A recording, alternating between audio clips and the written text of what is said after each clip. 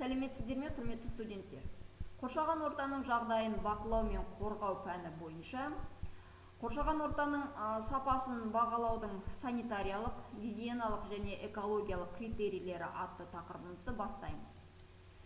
Сабақтың мақсаты табиғи ортаны бақылау үшін қолданылатын әдістердің жіктелуін анықтау, қоршаған ортаға әсерді бағалауды жүргізу тәртібін түсіндіру, қоршаған ортаға әсерді бағалау процесінде есепке алынуға тиіс әсердің түрлерінің жіктелуін талдау.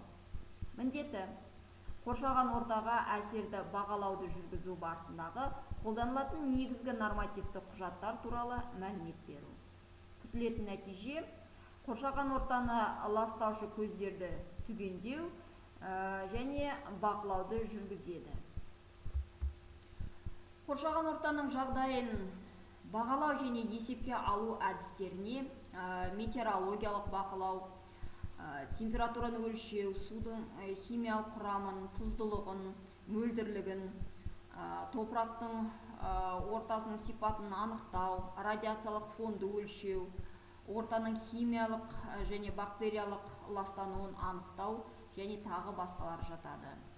Қазіргі кезде осы әдістердің ішінде практикалық маңыздылығы жағынан мониторингке ерекше көңіл бөлінеді. Мониторинг дегеніміз биосфера немесе оның жеке бөліктерінің, элементтерінің жағдайының антропогенді әсерден болатын өзгерістерді болжау, бағалау мен бақылауның комплексті жүйесі. Мониторингке биосфераның жағдайы геофизикалық, физика-географиялық, геохимиялық және биологиялық көрсеткіштері бойынша сипатталады. Мониторинг қызметінде дистанционды және автоматтық бақылау әдістерінің рөлі артып келеді. Мониторинг жүйесі ақпараттық болып табылады және де оның міндеттеріне қоршаған табиғи ортаның сапасын басқару кірмейді.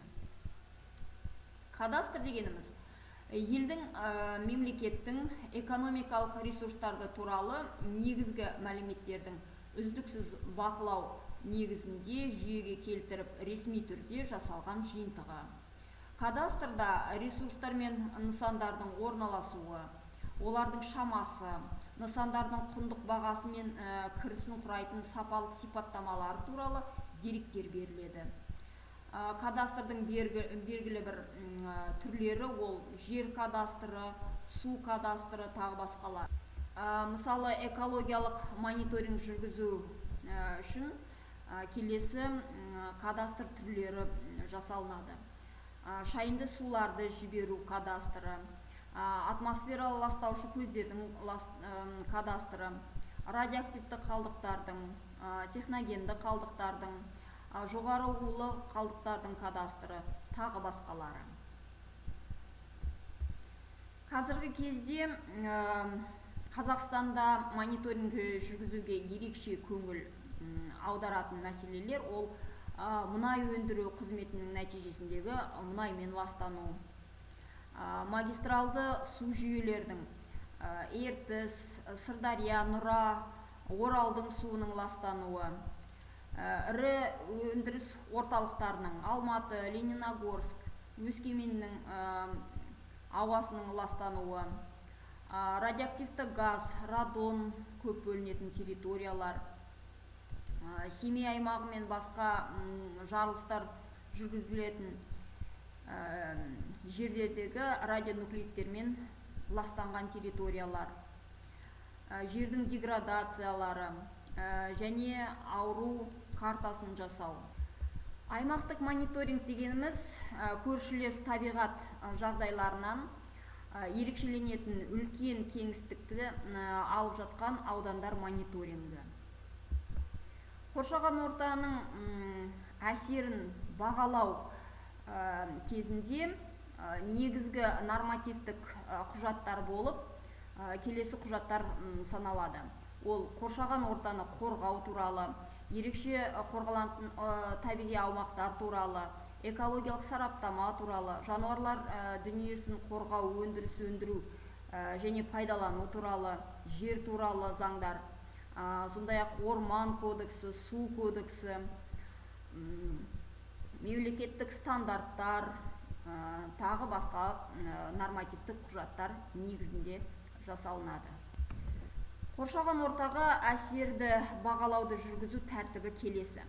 Қоршаған ортаға әсерді бағалауды қоршаған ортаны қорғау саласындағы жұмыстарды орындау мен қызмет көрсетуге лицензия алған жеке және заңды тұлғалар жүргізе алады.